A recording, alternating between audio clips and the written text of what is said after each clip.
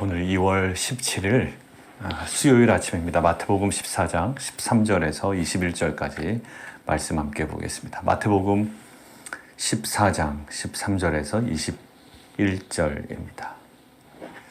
여러분들 메모 하나 해두실까요? 이 오병이어의 기적은 마태복음, 또 마가복음, 누가복음, 그리고 이 요한복음까지 4개의 복음서에 모두 발견된 유일한 기적입니다. 그러니까 하나도 빠지지 않았다. 4개 복음서에 모두 기록되었다라는 것은 뭔가 중요한 의미가 담겨 있는 거죠. 오늘 제목 한번 동그라미 쳐보시겠습니까? 천상의 잔치라는 거예요. 거기다 하나 기록해 놓으시죠. 메시아적 잔치입니다. 왜 천상의 잔치, 이 메시아적 잔치라고 우리가 이야기를 할 수가 있을까요? 2가지를 좀 가지고 이야기를 할 건데요. 구약의 2 사건과 좀 유사해 보입니다. 우리가 생각하는 구약의 2 사건은요. 하나는 엘리사가 우리 지난 주일에 함께 나눴죠. 엘리사가 길갈에서 빵 20개 하고요. 자루에 남은 채소로 몇 명을요? 100명을 먹이고도 음식이 남은 기적이 있습니다. 구약의 사건. 여러분들 기억하시죠? 결국 이 큰 선지자인 엘리야가 인상적인 방법으로 지금 음식을 제공한 것처럼 지금은 어떻다? 지금은 더 큰 선지자 예수께서 훨씬 더 인상적인 방법으로 그리고 온전한 방법으로 음식을 제공하고 계시다.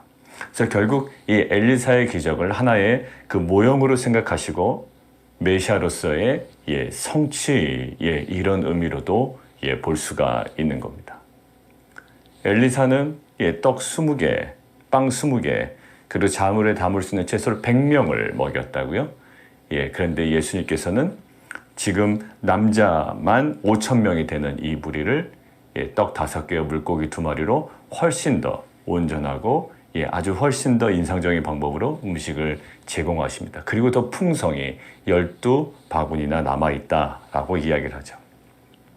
자, 2번째 사건은요. 어떤 모티브로 연결할 거냐면 여러분들 13절 보시죠. 빈들 거기 밑줄 그어놓으시고요. 빈들은 외딴 곳, 헬라어 원문으로 번역하면 광야의 장소 이런 의미죠. 여러분들 광야의 장소, 굶주렸다. 여러분들 어떤 이미지가 딱 떠오르시나요? 출애굽 이후에 먹을 것이 그렇게 풍성하지 않았던 이스라엘 백성들의 모습입니다. 그들을 무엇으로 하나님께서 먹이셨죠? 출애굽 당시 광야에서 이스라엘 백성에게 만나가 제공된 사건이 떠오른다고요. 결국 이 유대인들은 어떤 마음을 갖고 있냐면 유대인들은 메시아가 오시면 다시 만나가 주어질 것을 기대하는 마음이 이렇게 한켠에 있었다고요. 메시아가 오시면 다시 만나가 내린다. 그런 어떤 기대감이 있어요. 성경에 나와 있지 않지만 그들의 어떤 문서나 기록에 의하면 어떤 그런 기대감이 있습니다. 그런 의미에서 성취로 보여주고 있을 가능성도 또 있어요.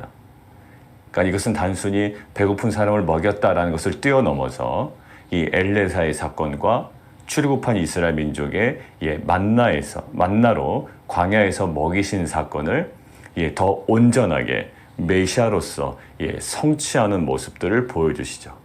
자, 이것들을 우리가 왜 알 수 있냐면 여러분 요한복음 한번 보시죠. 이게 4개 복음서에 다 기록이 되어 있다고 했는데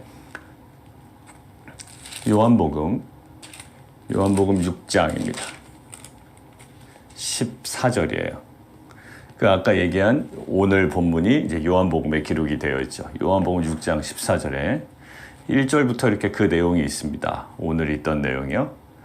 자, 그리고 14절에 보면 그 사람들이 예수께서 행하신 이 표적을 보고 말하되 이는 참으로 세상에 오실 그 선지자라 하더라라는 거야.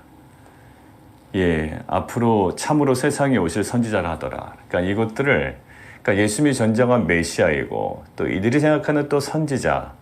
그러니까 결국 이 모든 이 기적과 이 표적이라고 나와 있죠. 요한복음에 이 표적의 의미는 아마 그 엘리사가 길갈에서 빵 20개로 100명을 먹인, 그 다음에 지금 출애굽한 이스라엘 백성 광야에서 만나를 먹인 그 모든 것들의 온전한 성취, 이것을 통해 이분이 메시아다라는 것들을 깨달을 수 있는, 결국 그래서 우리가 제목에 나와 있는 것처럼 천상의 잔치, 메시아적 잔치, 이제 이렇게 기록이 될 수 있는 겁니다. 자, 그러면 이것을 통해서 무엇을 우리가 알 수 있을까요?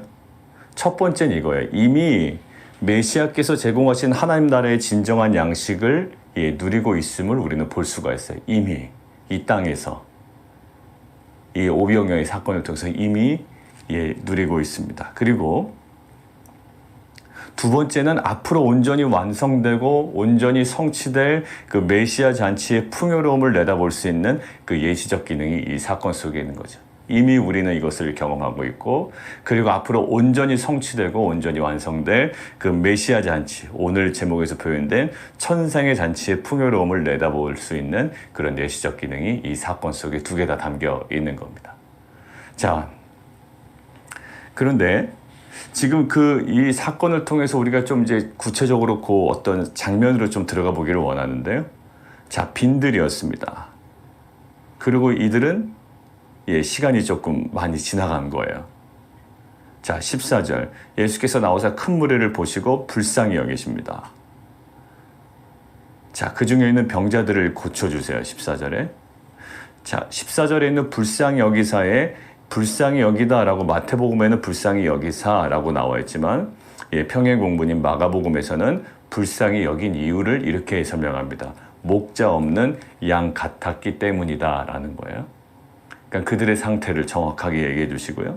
그 다음에 14절 마태복음에는 병자를 고쳐주시니라 라고 이야기하지만 마가복음에서는 가르치심 장면만 나와요. 그리고 누가복음에서는 가르치시고 치유하신 장면이 동시에 나옵니다. 그러니까 치유하시고 가르치시고 이 모든 사역들을 그들을 불쌍히 여기셔서 감당해 나가신 거예요.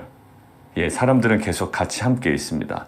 자, 15절. 저녁이 되어 제자들이 나와 이르되 이곳은 빈들이여 이미 저물었습니다. 무리를 보내어 마을에 들어가 먹을 것을 사 먹게 하소서. 실제적으로 그들에게 뭐가 있었나요? 없었습니다. 그러니까 제자들의 이러한 반응을 믿음 없다 이렇게 얘기할 수 없는 거예요. 그리고 믿음 없다라고 이야기하지도 않으셨습니다.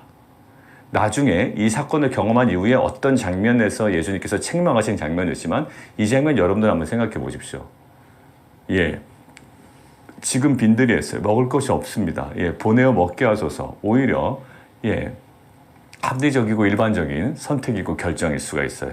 근데 예수님께서 이 사건을 통해서 어때요? 어떤 의미를 부여하시고 무엇을 나타내시고 교훈하시고 또 제자들에게 알려주기를 원하셨던 거예요. 자, 예수님께서 제자들의 얘기를 듣고 바로 이야기하실 16절. 예수께서 이르시되 갈 것 없다 너희가 먹을 것을 주어라. 제자들의 마음은 어떤가요? 무리를 보내어 마을에 들어가 먹을 것을 사 먹게 하소서. 예수님의 반응은요. 갈 것 없다 너희가 먹을 것을 주어라. 여기서 이제 충돌이 벌어지는 겁니다.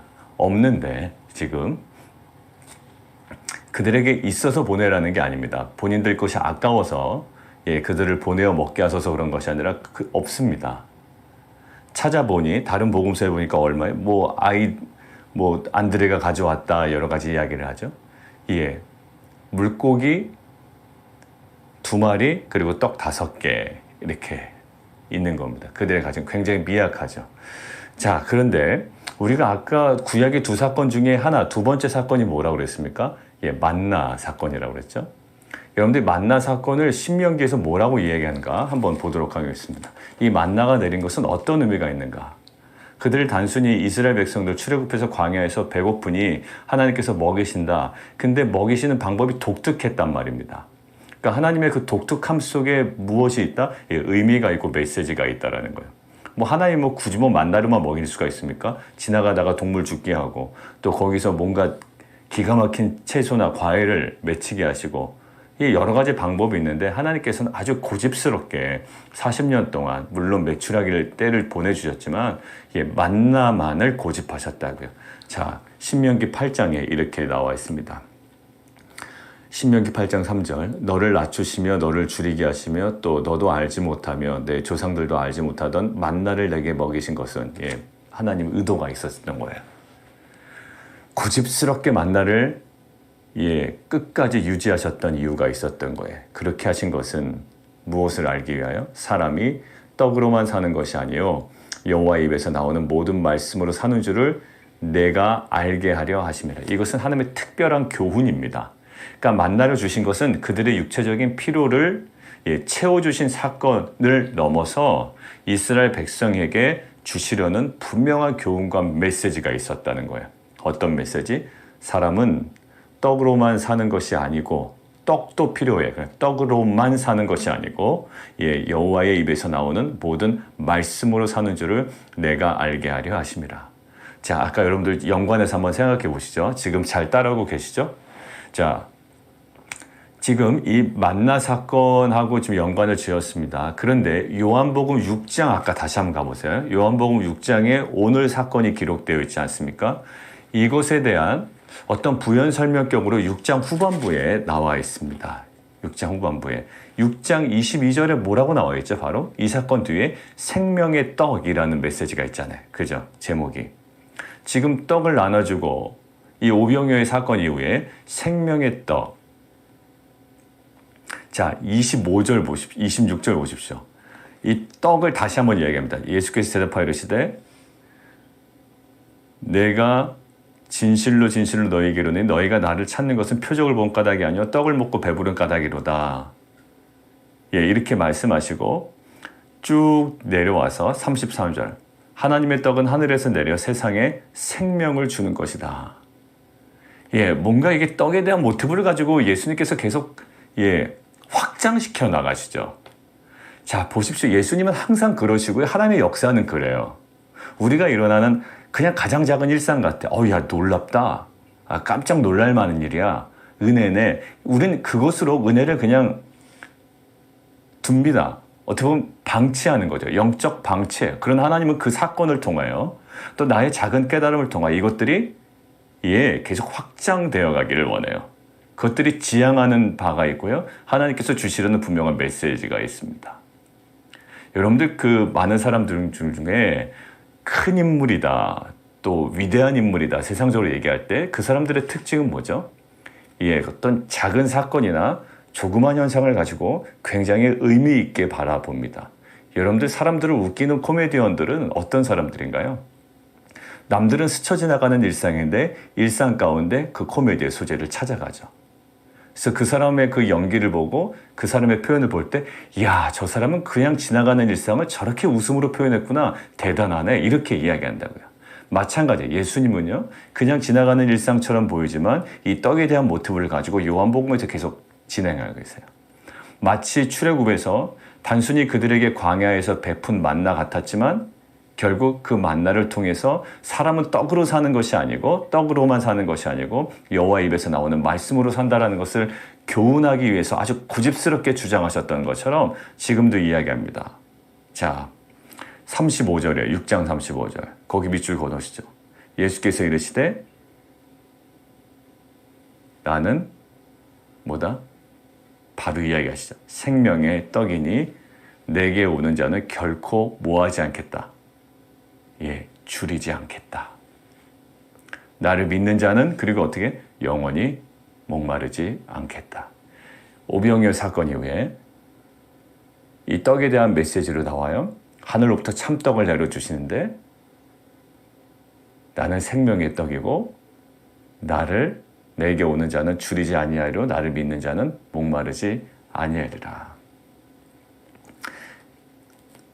41절 자기가 하늘에서 내려온 떡이라 하심으로 유대인들이 뭐예요? 예수에 대해서 수근수근거립니다. 이 모든 사건을 통해서 이 떡에 대한 모티브를 통해서 뭘 얘기해요? 본인이 생명의 떡임을 오는 자는 줄이지 않겠고 믿는 자는 목마르지 아니하리라 말씀하십니다. 오늘 보세요. 이 사람들 꼭 지금 먹어야 됩니까? 한번 생각해 보세요. 그냥 인간적으로도 한번 생각해 보십시오. 한 끼 못 먹은 겁니다. 꼭 먹어야 되나요? 그렇지 않아요. 한 끼 정도 걸러도 됩니다. 여러분들 저한테 목사님 무슨 소리 하냐고 그러지만 마태복음 15장 이제 나중에 보시겠지만 마태복음 15장 32절 한번 보세요. 마태복음 15장 32절 예수께서 제자들을 불러 이르시되 이거 무슨 사건이냐면 4,000명 먹이신 사건이거든요. 이것과는 다른 사건이에요.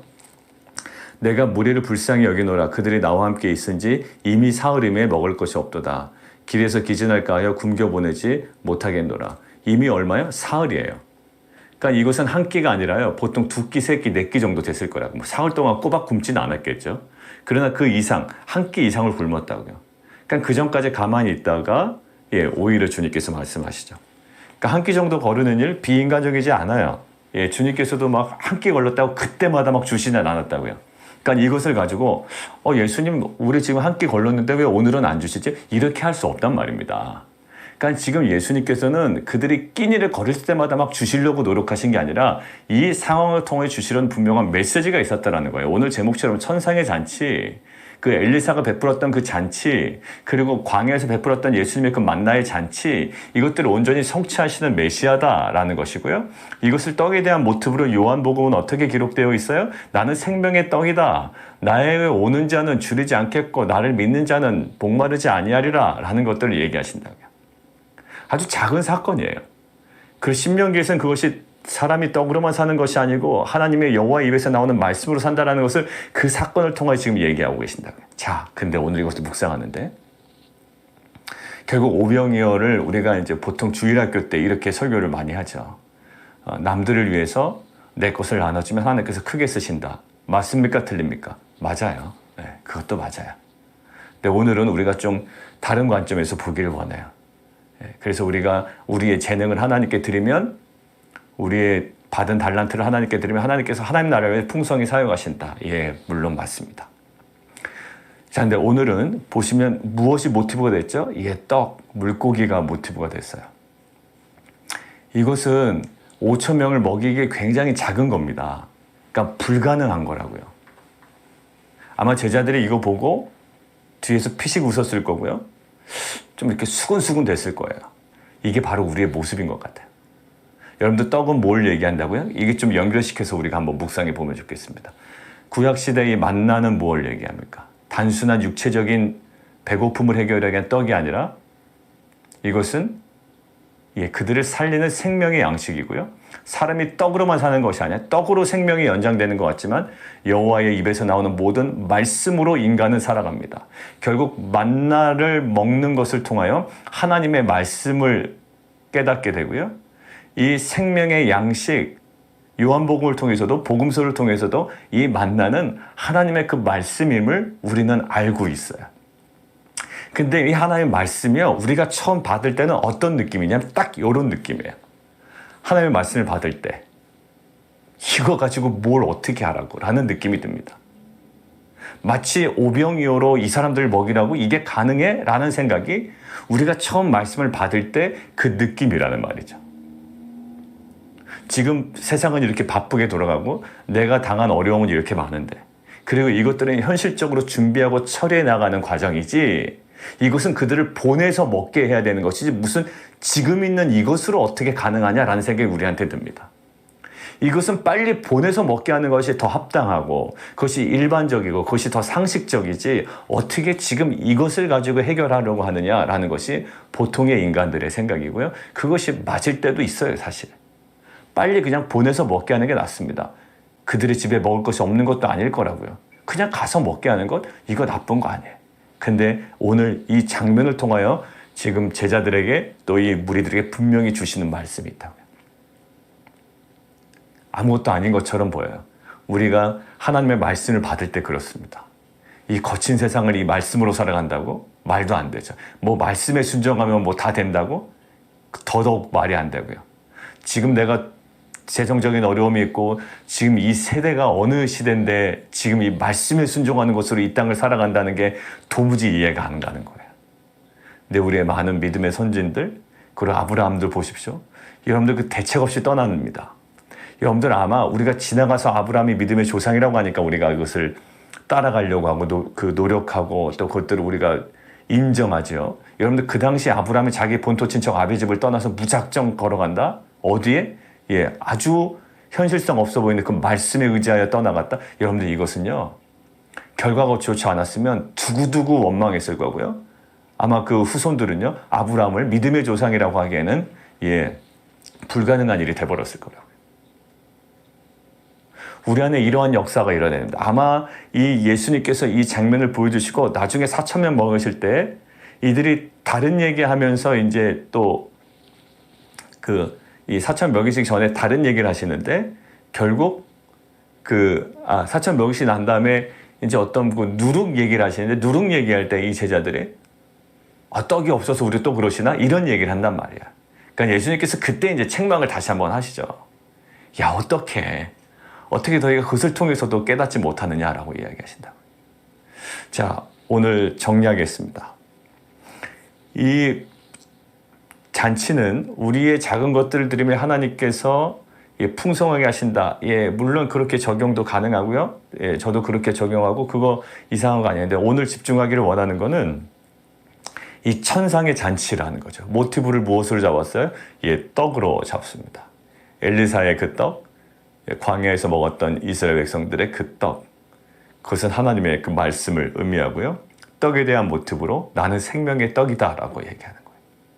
우리 생애 가운데 빈들에서 우리가 불쌍한 상황 가운데 아무것도 먹지 못하고 정말로 외딴 곳, 빈들, 광야의 장소에서 우리에게 주어진 것은 뭘까요?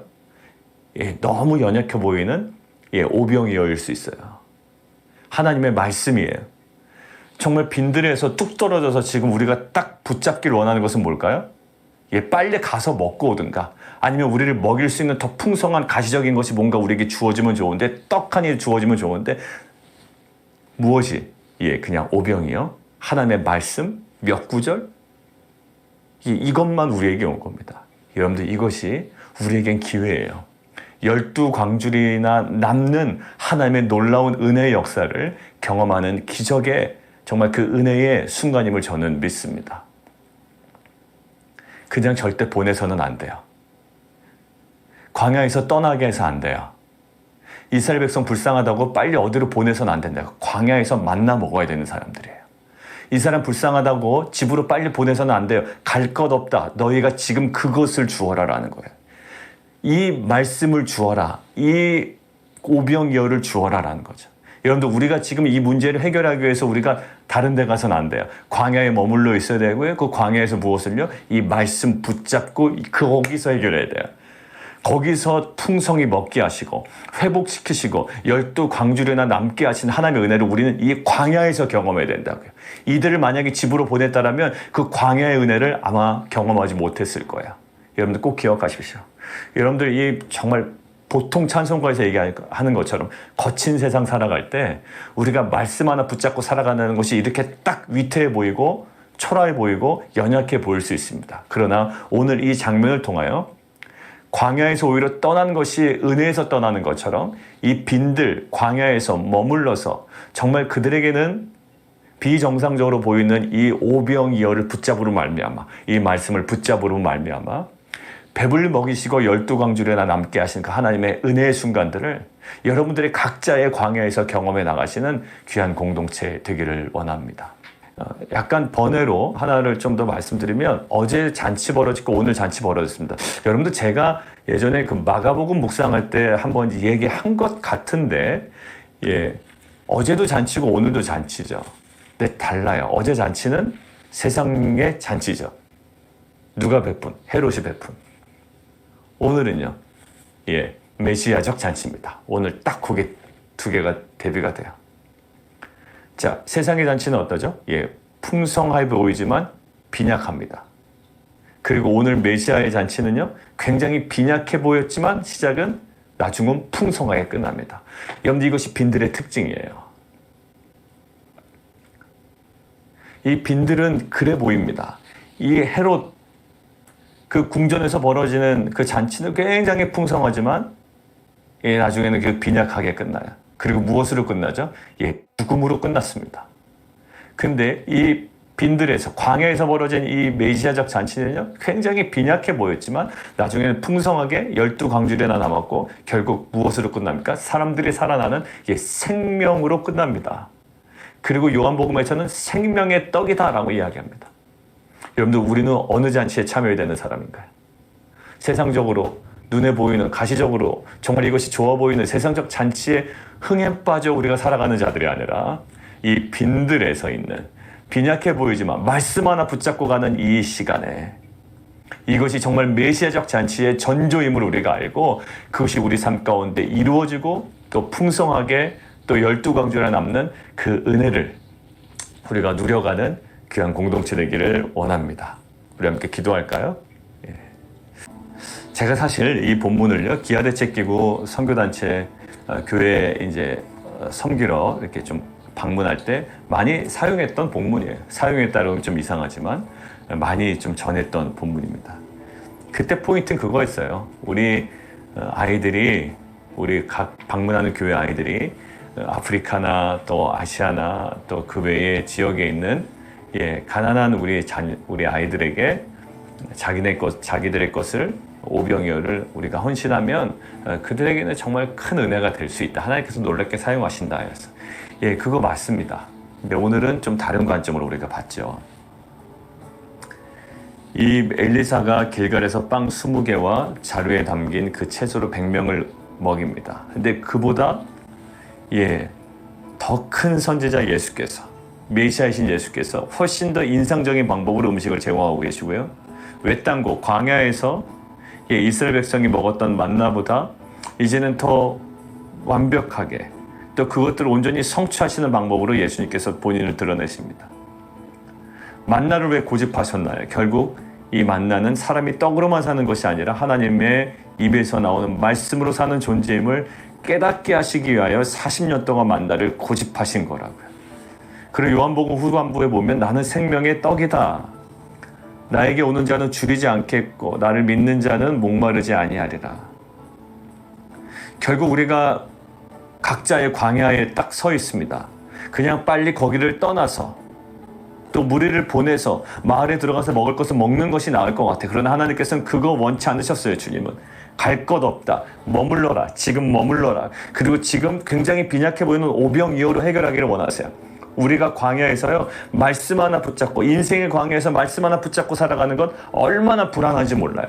이것으로 도대체 해결이 될까? 이 말씀 하나 붙잡고 내가 세상 살아가는 것, 순종해 나가는 것, 이것이 정말 이 복잡다단한 세상을 이길 수 있는 능력이 될까라고 하지만 분명히 하나님께서는 풍성히 먹이시고요, 12광주리나 남는 은혜를 분명히 베푸실 줄 믿습니다. 여러분들 소망 가지십시오. 여러분들 믿음을 더하십시오. 이제 이 광야에서 우리가 광야를 뛰쳐나가는 것이 아니라 이곳에 임한 오병이어를 붙잡는 은혜가 있기를 원합니다. 생명의 양식을 붙잡는 은혜가 있기를 원하고 나에게 주신 언약의 말씀을 붙잡는 은혜가 있기를 원합니다. 이 시간 함께 기도하며 나가도록 하겠습니다.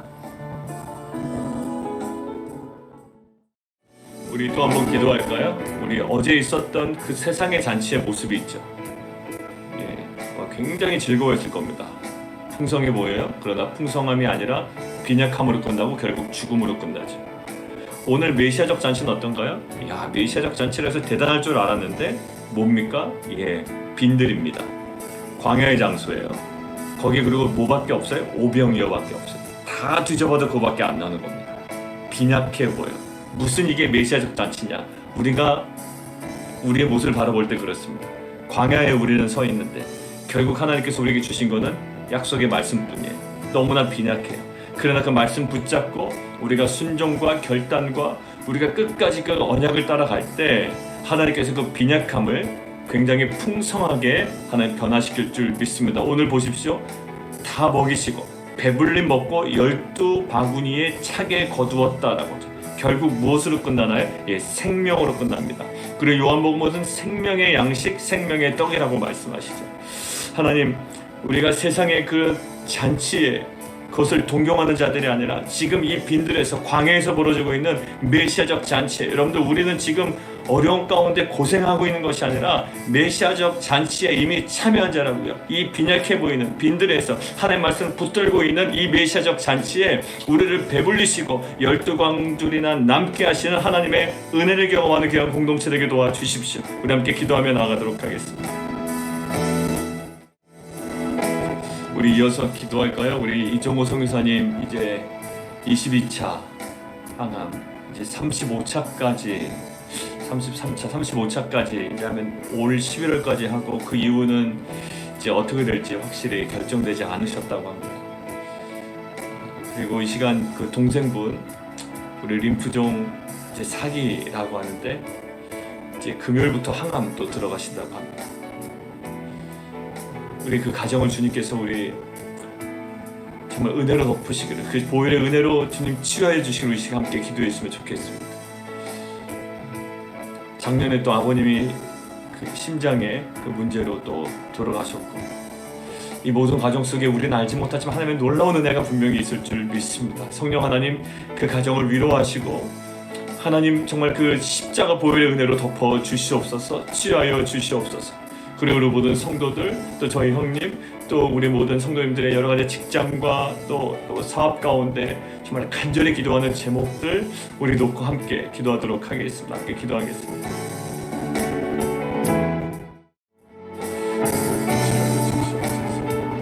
우리 시간 오늘 함께 기도하겠습니다. 오늘 오전에 있는 여성 큐티 집회, 정말 그 은혜가 임하지 않으면 안 됩니다.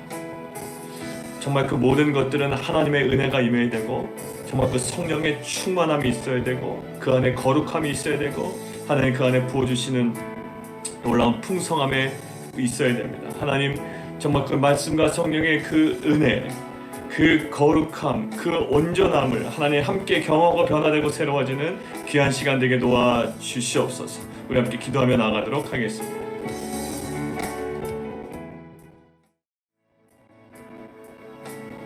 하나님, 우리가 처한 각자의 빈들이 있습니다. 오히려 마을로 들어가 우리의 배고픔의 문제를 해결하는 것이 더 좋을 것 같습니다. 그러나 주님께서는 갈 것 없다, 너희가 먹을 것을 주어라 라고 하십니다. 이 메시아적 잔치의 풍성함을 느껴줄 수 없는, 겨우 언약의 말씀 하나 붙잡고 살아가는 우리 모든 공동체와 성도들에게 빈약함으로 출발한 것처럼 보이지만 하나님께서 배불리 먹이시고 12바구니나 남게 하신 것처럼 그러한 풍성한 은혜, 그 생명의 은혜를 누리게 하여 주시옵소서.